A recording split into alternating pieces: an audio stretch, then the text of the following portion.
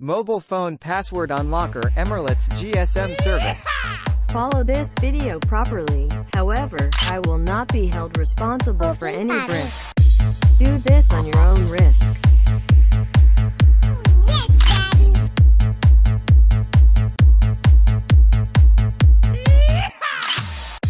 This mobile phone is not stolen or modeling. It's just to reset for repairing software for educational purposes only.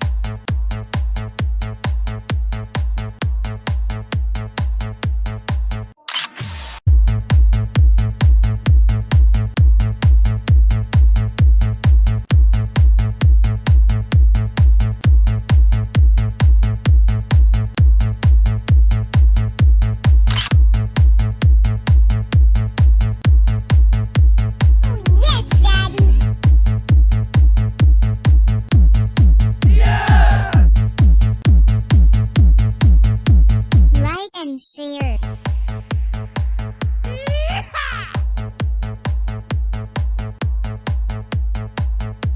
Okay, pare.